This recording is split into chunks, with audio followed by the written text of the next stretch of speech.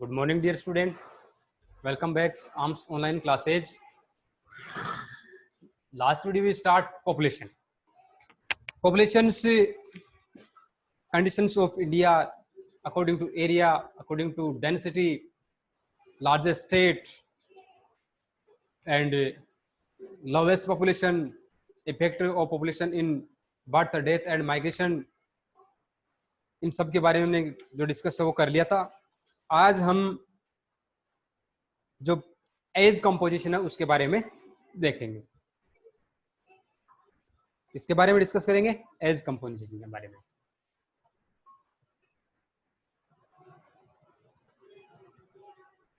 Population topic अपना चल रहा था, ठीक है. और इसमें हमने बर्थ, डेथ और माइग्रेशन के बारे में कंप्लीटली डिस्कस है वो कर लिया था, ठीक है. और इसके बाद में हम आगे आज जो अपना इसी का एक नया पार्ट है जो एज कंपोजिशन है उसके बारे में देखेंगे. The age composition of a population refers to the numbers of people in different age group in the a country. It is one of the most basic characteristics of population.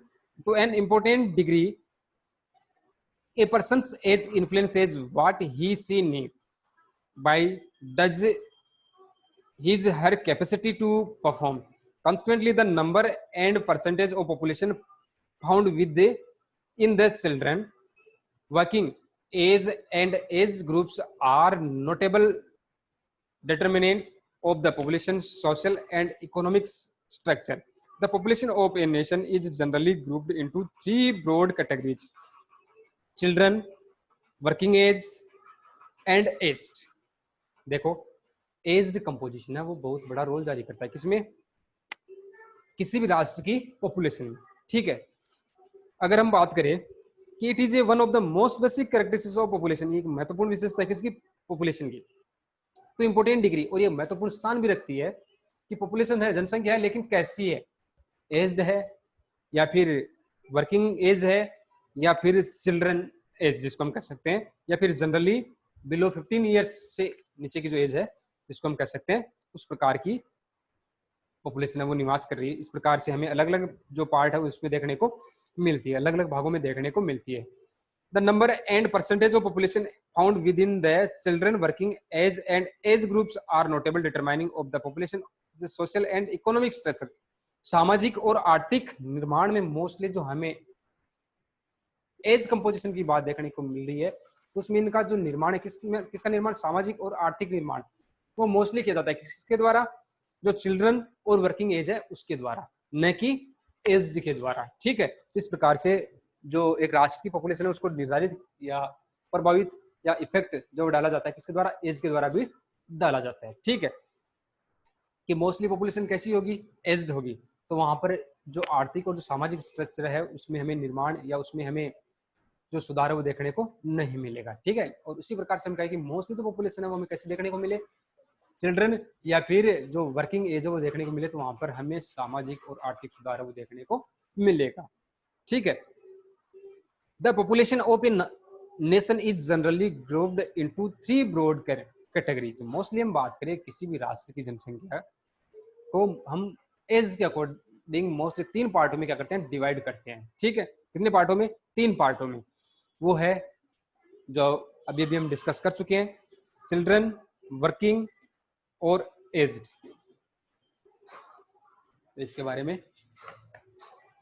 Population के आगे हम start आज के जो अपने इस video में देखेंगे वो एज कंपोजिशन है. एज कंपोजिशन,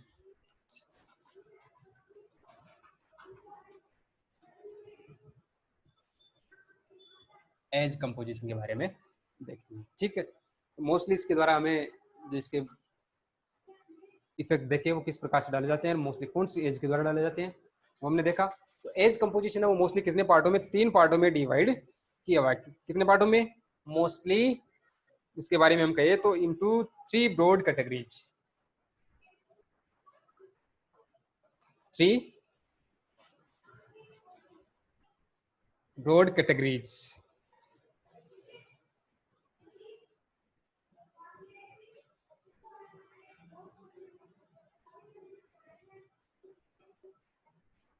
तीन जो मुख्य श्रेणियां वो हमें देखने को मिलती है। फर्स्ट कौन सी है? चिल्ड्रन।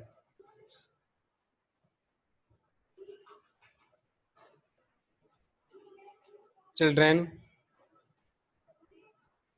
तो इसमें आपको ध्यान में रखना है, जनरली हम बात करें तो बिलो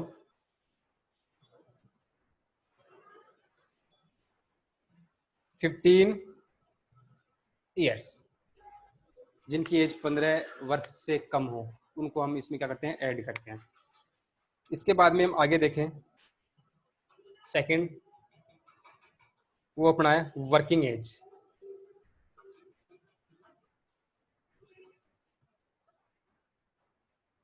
वर्किंग एज इसमें ऐड किया गया है 15 से अबव और 59 से बिलो।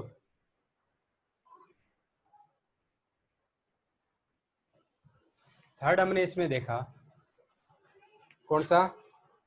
एज्ड।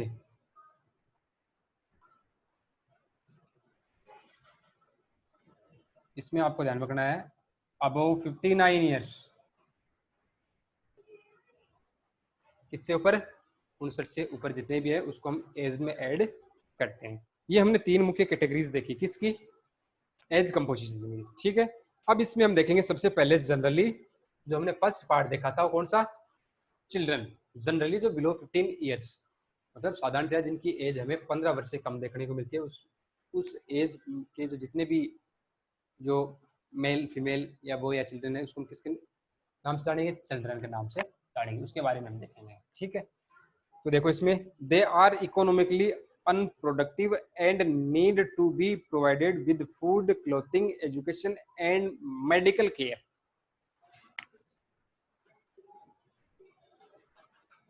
चिल्ड्रन किसको बोलेंगे? चिल्ड्रन एज किसको कहेंगे? कि दे आर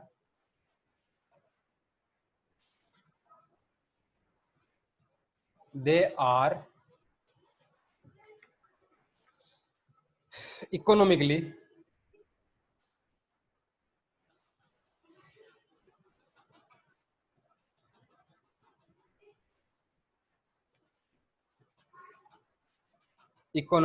unproductive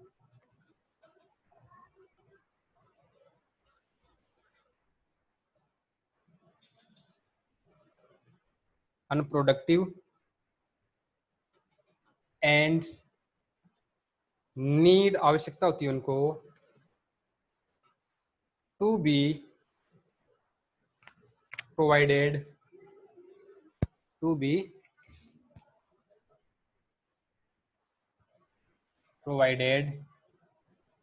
उनको उपलब्ध करवाए जाते हैं क्या क्या? With food, clothing,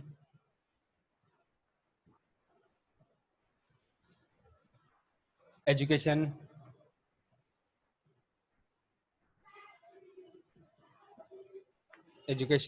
and medical care.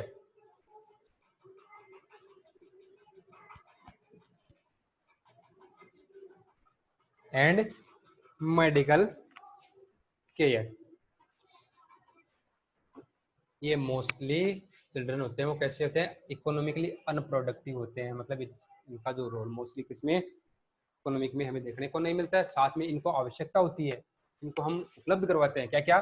Food, खाना, क्लॉथ, कपड़े, एजुकेशन शिक्षा और मेडिकल के जो स्वास्थ्य या फिर औषधि जिसको हम कह सकते हैं, वो इनको उपलब्ध है, वो करवाए जाते हैं, ठीक है। तो ये सारे जिनको ये हम उपलब्ध करवाते हैं वो ऐड किए जाते हैं, मतलब वो स्वयं प्राप्त नहीं कर सकते हैं, उनको हम किस में ऐड करते हैं? चिल्ड्रन में। जनरली जिनकी एज हम 15 ईयर से कम मानते हैं, ठीक है। जो फर्स्ट पोर्शन हमने देखा किसका? जो एज कंपोजिशन है उसका। इसके बाद हम सेकंड बात करें वर्किंग एज की, जिसमें हम इसको सेकंड पार्ट में इसका जो डिवाइडेशन करते हैं किसके अकॉर्डिंग? एज कंपोजिशन के अकॉर्डिंग। एज कंपोजिशन के अकॉर्डिंग सेकंड पार्ट हम देखें तो जाना जाता है किसके नाम से? वर्किंग एज के नाम से।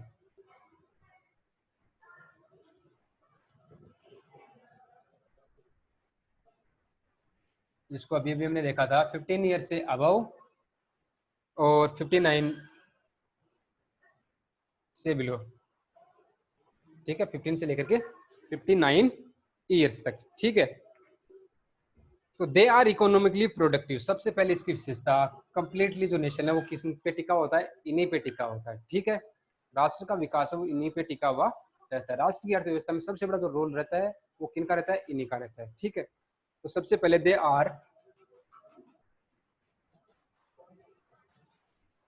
दे आर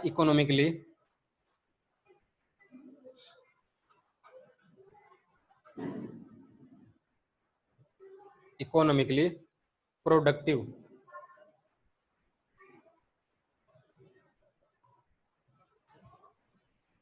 इसमें हमने क्या लिखा था, अनप्रोडक्टिव लिखा था, किसमें, चिल्ड्रन में, ठीक है। एंड इसके बाद में आगे आपको इसमें क्या ध्यान रखना है, एंड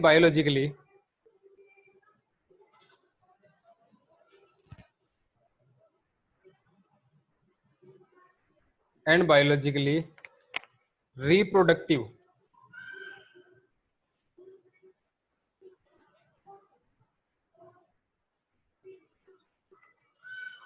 कैसे होते हैं, बायोलॉजिकली रिप्रोडक्टिव होते हैं, ठीक है। इसके बाद में they comprise the working population.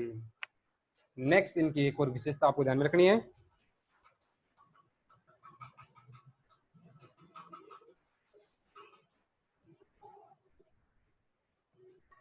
They comprise the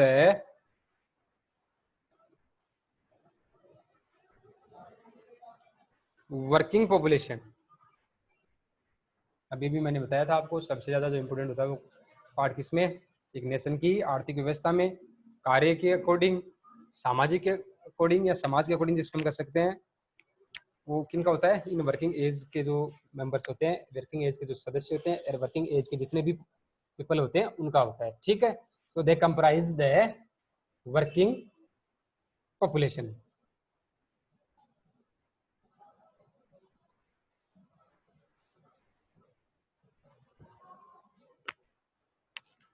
ये अपना होता है अपना सेकंड पार्ट, ठीक है। इसके बाद में हम आगे देखते हैं थर्ड पार्ट, एज्ड।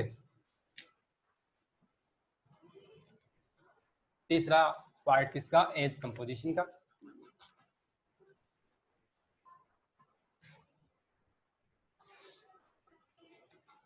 जो जाना जाता है किसके नाम से, एज्ड के नाम से। और इसमें आपको क्या ध्यान में रखना है, अब 59 ईयर्स। दे कैन भी, ये हो सकते हैं,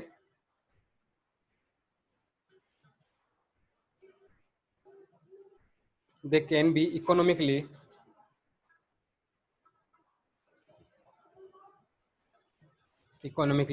productive,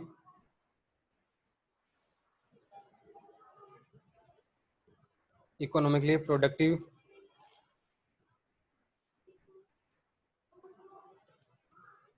though they may have retired, though they have, they may have, they may have retired,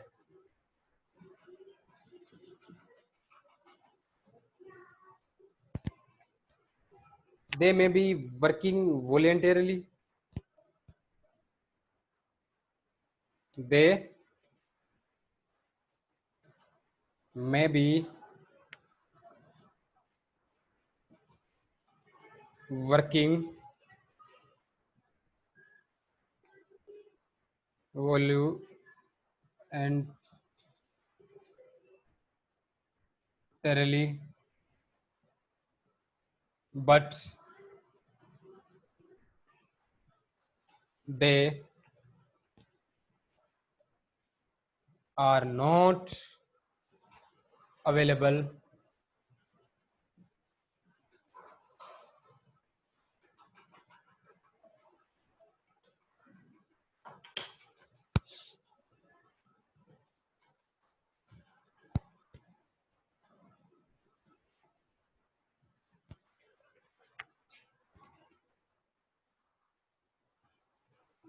available for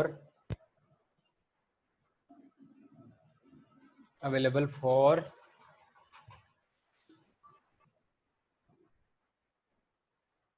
available for employment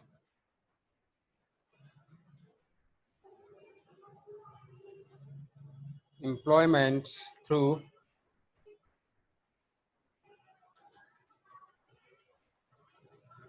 recruitment.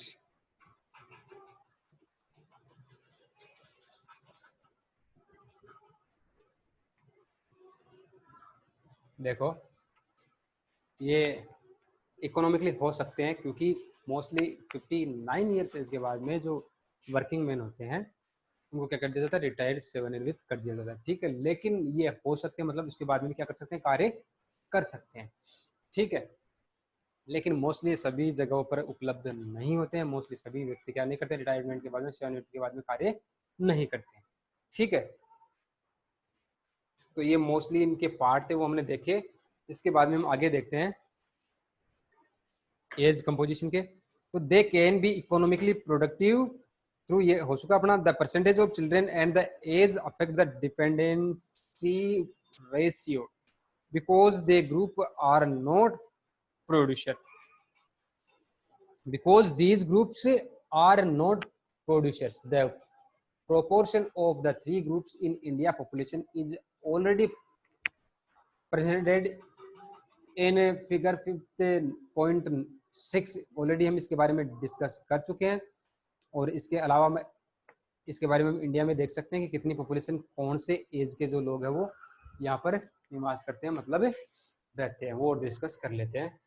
जैसे इंडिया का ये कंप्लीटली पार्ट है, भाग है, ठीक है। और इसमें हम बात करें तो मोस्टली कौन से पार्ट पर कितनी पॉपुलेशन है वो निवास करती है, तो इसमें मैं बता देता हूँ। जो इसका 50, मतलब ये 50% है, ठीक है। और इसका 58.7%, मतलब ये पोर्शन है ऊपर वाला कंप्लीटली, डायरेक्टली लिख देता हूँ।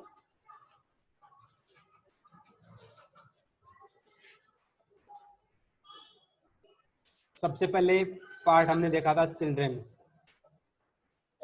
इसका चिल्ड्रन का। तो इंडिया के अंदर 34.4%, कितने, 34.4% जो पॉपुलेशन है वो हमें किसकी देखने को मिलती है, चिल्ड्रन एज की देखने को मिलती है। इसके बाद में सेकंड हम बात करें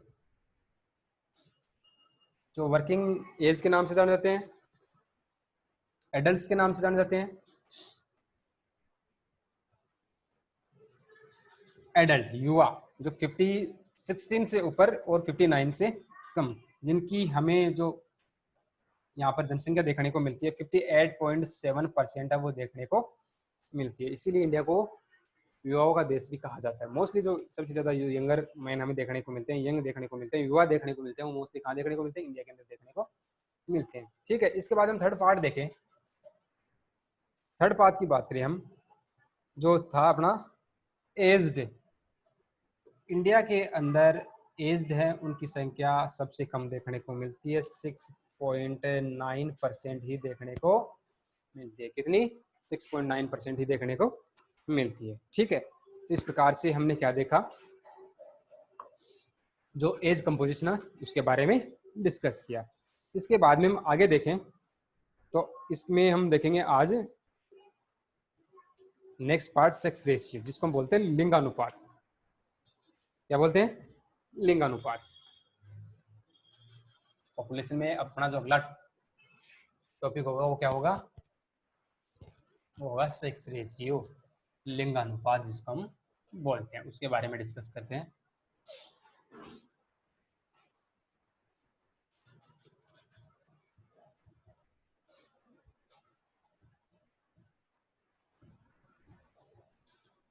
लिंगानुपात जिसको हम बोलते हैं, sex ratio is defined as the number of females per 1000 males in the population. सबसे पहले डेफिनेशन लिंगानुपात बोलते हैं किसको है वो आपको पता होना चाहिए, तो इसमें बता देते हैं द नंबर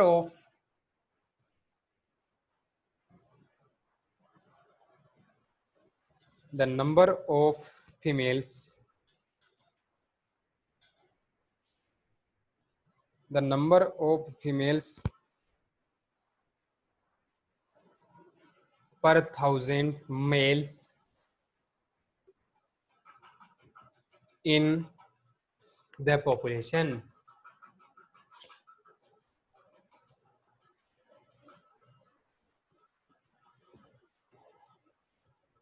फीमेल्स की संख्या इन पर 1,000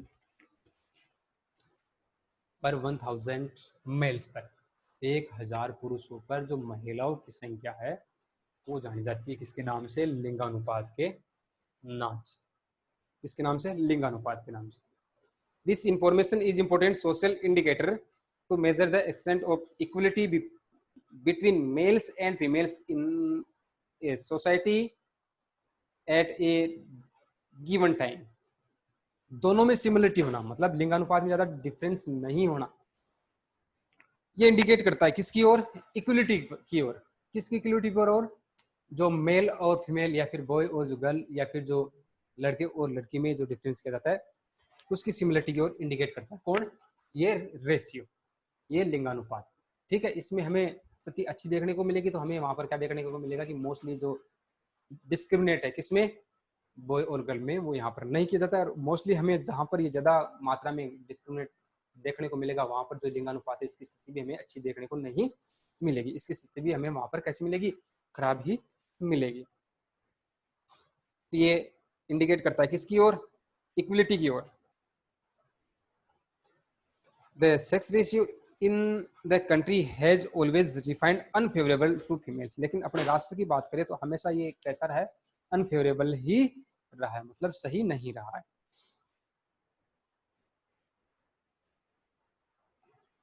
इसके बाद में हम आगे देखें तो लिटरेसी रेट्स के बारे में, साक्षरता दर के बारे में, इसके बारे में, साक्षरता दर के बारे में।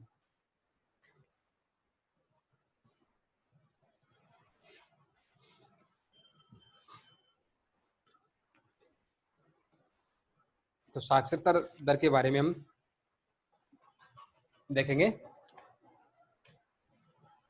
किसको बोलते हैं?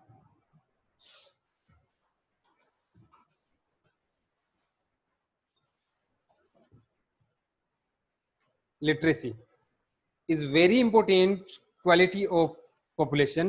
Obviously only an informed and educated citizen can make intelligent choice and undertake research and development projects। केवल एक साक्षर व्यक्ति क्या कर सकता है? सही सूचना और साथ में सही चुनाव और साथ में विकास कर सकता है। ठीक है, बिना शिक्षा के क्या नहीं कर सकता है? व्यक्ति वो विकास नहीं कर सकता, मतलब आगे नहीं बढ़ सकता है। तो शिक्षा क्या है? वो बहुत ही जरूरी है। एक शिक्षित व्यक्ति क्या कर सकता है? सही चुनाव कर सकता है, कुछ शोध कर सकता है, विकास कर सकता है, राष्ट्र का विकास कर सकता है, स्वयं का विकास कर सकता है, अपने समाज का है विकास क्या है उसके द्वारा किया जा सकता है। Low level of literacy are serious obstacle for economic improvement. और जो लो लेवल है किसका? लिटरेसी रेट का, मतलब साक्षरता दर का जो स्तर है वो कम होना एक सीरियस ऑब्स्टेकल है, एक भयंकर ऑब्स्टेकल, बाधा है किसमें? आर्थिक इंप्रूवमेंट, जो आर्थिक सुधार है इसमें। ठीक है, according to the census of 2011, जो जनगणना 2011 की, उसके अनुसार a person age 7 years and above, वह व्यक्ति जिसकी एज 7 वर्ष या फिर इससे ऊपर है, who can read and right, जो क्या कर सकता है? रीड और राइट कर सकता है, उसको हम क्या कह सकते हैं? लिटरेट कह सकते हैं, साक्षर कह सकते हैं। ठीक है, तो आपको क्या ध्यान रखना है इसमें, लिटरेसी में, साक्षरता में, कि साक्षर हम किसको कह सकते हैं? कि mostly a person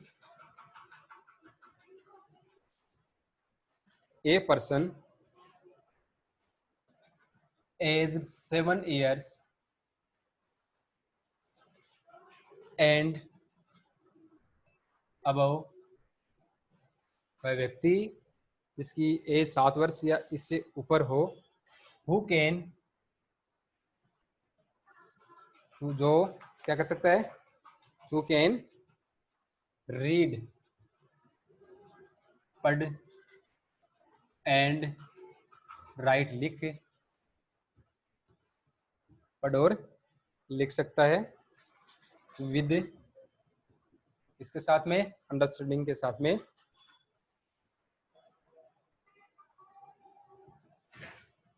understanding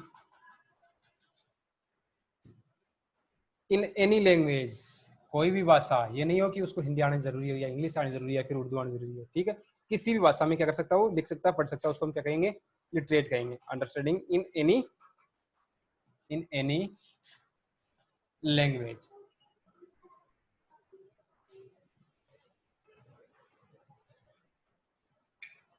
is treated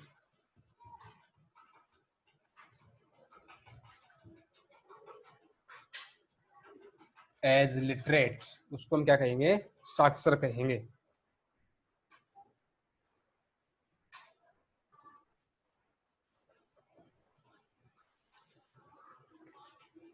There has been a steady improvement the literacy level in India. The literacy rate in the country as per the census of 2011 regularly क्या किया जा रहे हैं, इसमें सुधार करने के प्रयास है वो किए जा रहे हैं। कहाँ पर, इंडिया के अंदर। और साथ में the literacy rate in the country, अपने राष्ट्र की लिटरेसी साक्षरता दर की बात करें तो पर एज द सेंसस ऑफ, जो जनगणना है किसकी, 2011 की, उसके अनुसार हम देखें तो 73%, 80.9% of males and 64.6% of females. देखो टोटल लिटरेसी रेट किसकी, अपने राष्ट्र की है, वो कितनी है, वो हमें देखने को मिली किसके अनुसार, सेंसस 2011 के अनुसार हमें देखने को मिली, वो थी 73%। ठीक है, मतलब 100 सदस्य यहाँ पर निवास करें तो उनमें से केवल जो 73 मेंबर्स है वही क्या है, लिटरेट है, पढ़े लिखे हैं। अब इनमें मेल कितने पढ़े हुए हैं और फीमेल कितनी है, वो आपको और थोड़ा सा ध्यान में रखना है। ठीक है, तो इसमें मेल लिटरेसी रेट कितनी थी 2011 की जनगणना के अनुसार 80.9%। ठीक है, और फीमेल की बात करें